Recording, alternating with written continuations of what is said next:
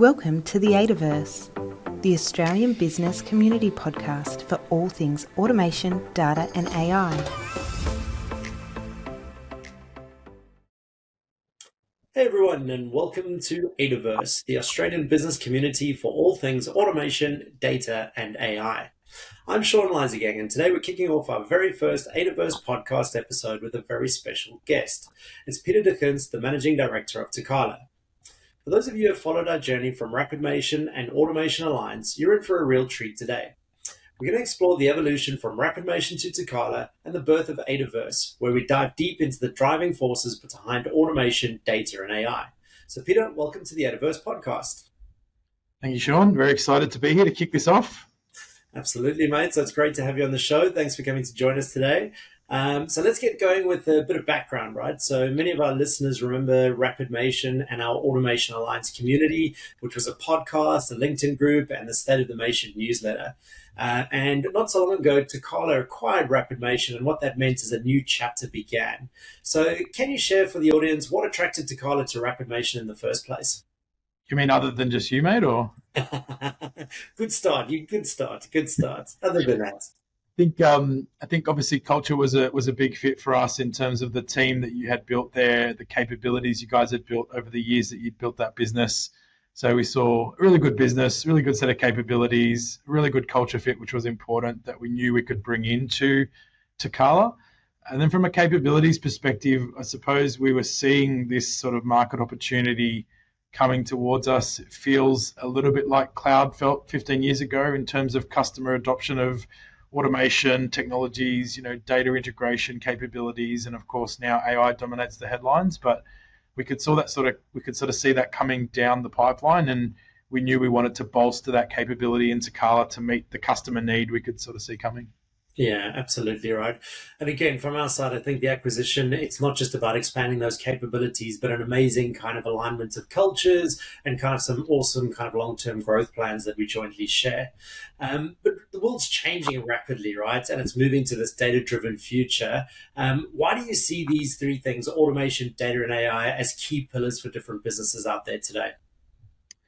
Yeah, I mean, as you well know, we called it ADA for a really specific reason. I think that intersection of automation, data, and AI coming together foundationally really is built on data. I think people, as they are learning how to deploy these technologies, are learning just how critical data is. So the language around data being the new oil, I think, is absolutely spot on. We believe in that, very, very heavily.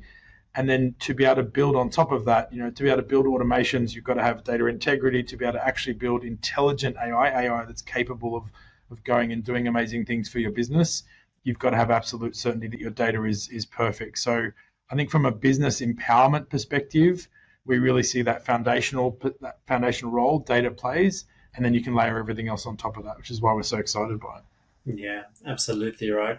And I always speak to people about kind of data is the fuel that powers AI, right? And I was just at an event today where we were talking all about AI agents and the like, but data is so crucial in this. And then you can obviously layer, as you said there, the automation and then the AI on top of that. So interweaving those three worlds is really, really important.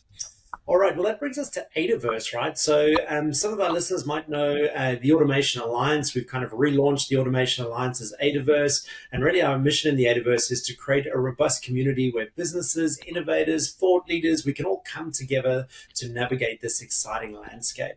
So tell us a little bit about, from why your perspective, ADAverse is so crucial in our industry.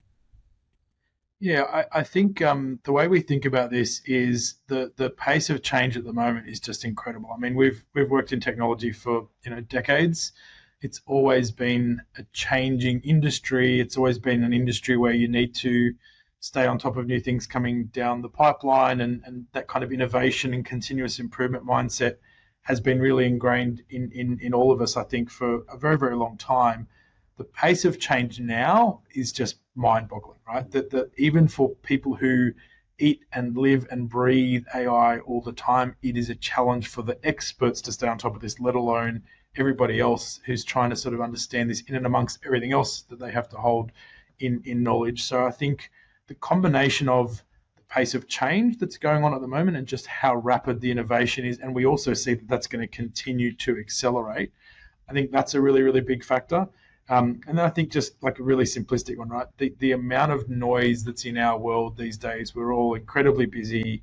It's hard to find good quality information. It's hard to know which information you can trust and believe. And I think a lot of conversations these days around the hype of AI and, what's real and what's not.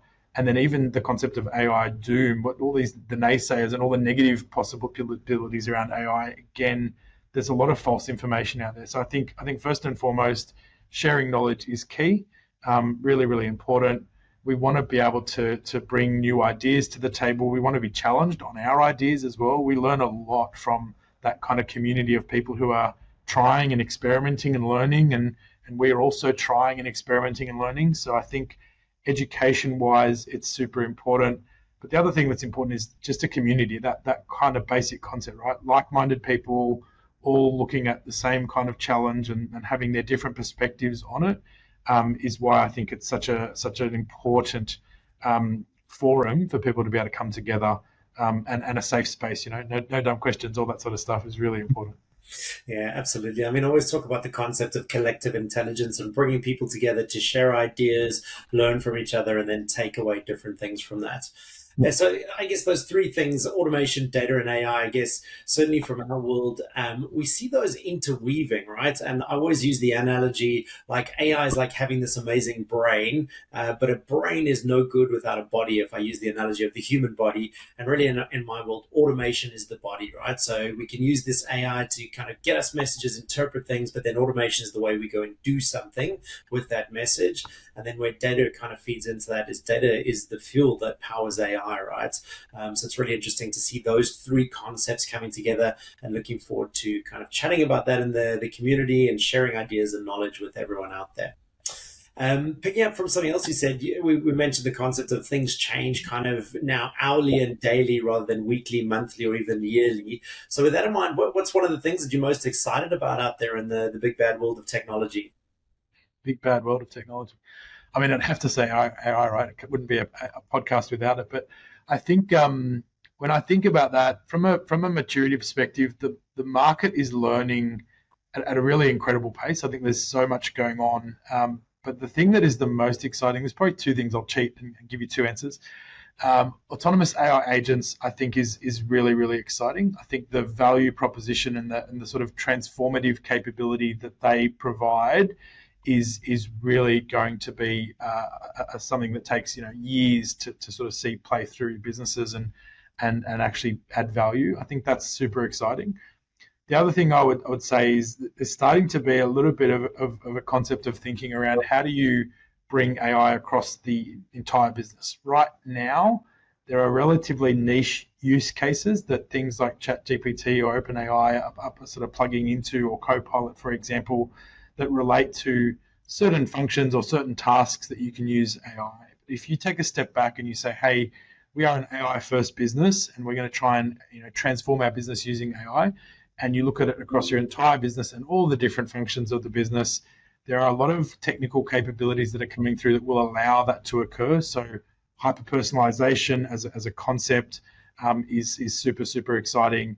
And just what a business is going to be able to do if they are truly an AI first business.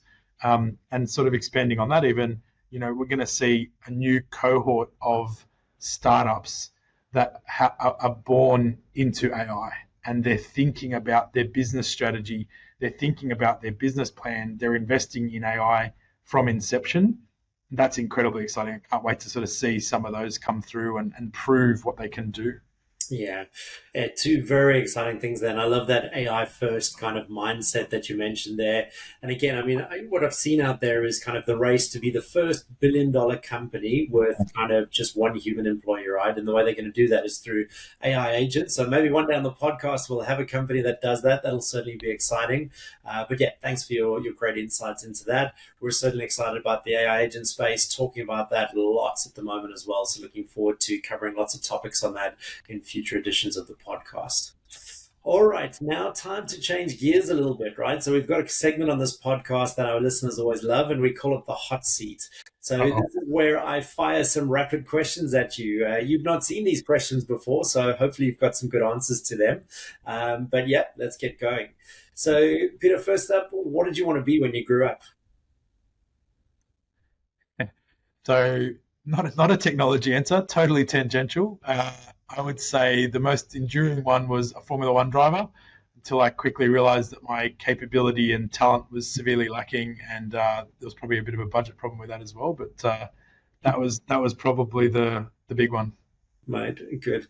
I thought after your basketball win last week, you were going to tell me an NBA player, but we'll probably...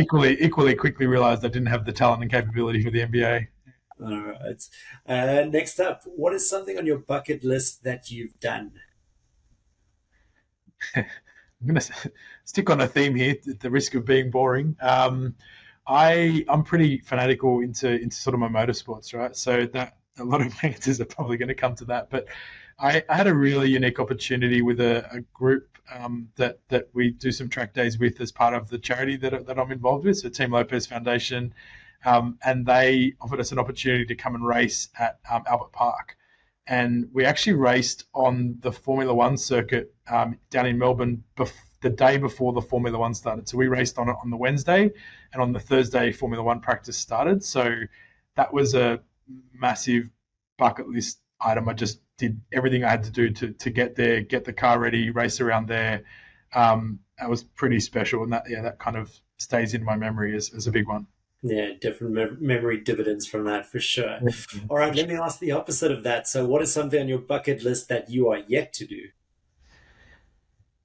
It probably relates to travel. Again, I'm exposing my fanatical Formula One nature here, but I would love to combine a passion for travel and a passion for Formula One and follow the F1 circuit for a year. So it kind of runs roughly from sort of March through to sort of November, and kind of travels the globe to all sorts of places that are really, really cool places. Most of those places I haven't actually traveled to either, so you'd have the opportunity to combine a bit of travel, a bit of fun, obviously see some countries and see the world, with getting to every Formula One race in a year would be amazing.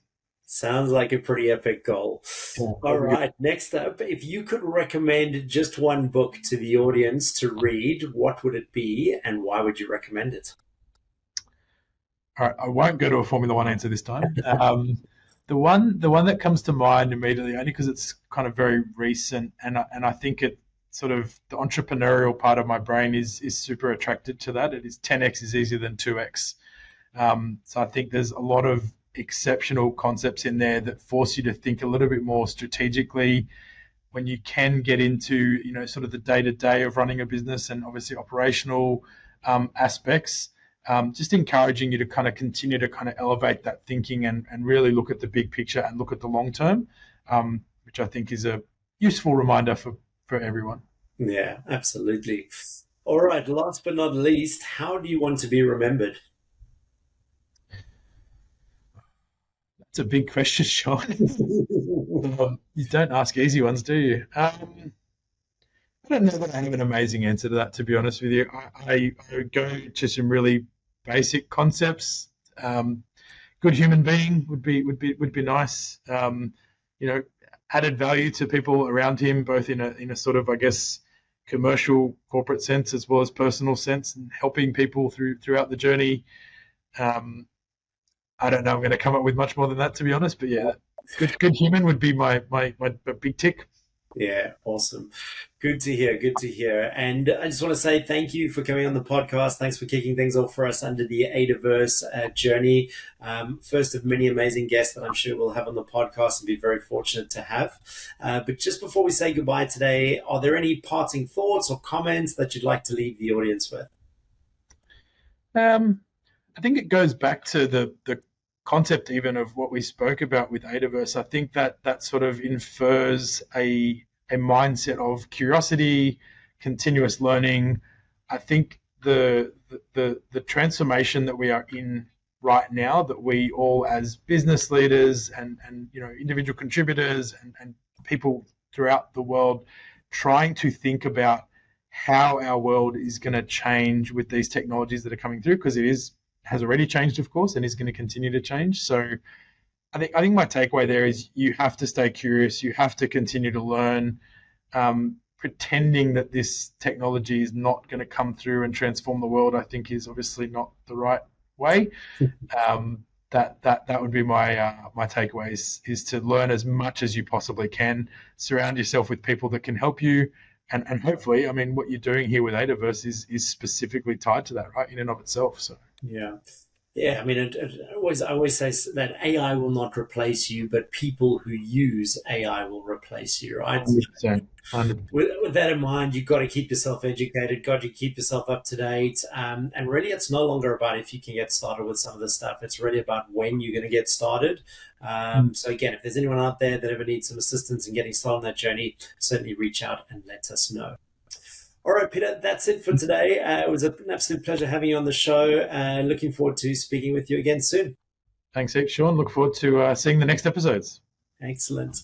And just as a wrap for today, don't forget to join the ADAverse community by visiting adaverse.com.au. And on adaverse.com.au, you can join in the ADAverse LinkedIn community group, which is a kind of a forum for exchanging ideas and insights and strategies. Don't forget to follow the ADAverse podcast on either Spotify or Apple Podcasts. And last but not least, remember to sign up for the ADAverse Insider, which is our personalized email newsletter, delivering all the hottest topics and latest news straight to your inbox. So thanks very much, and we'll speak to you all soon. Shaun. Be part of the community by visiting adaverse.com.au. See you in the ADAverse.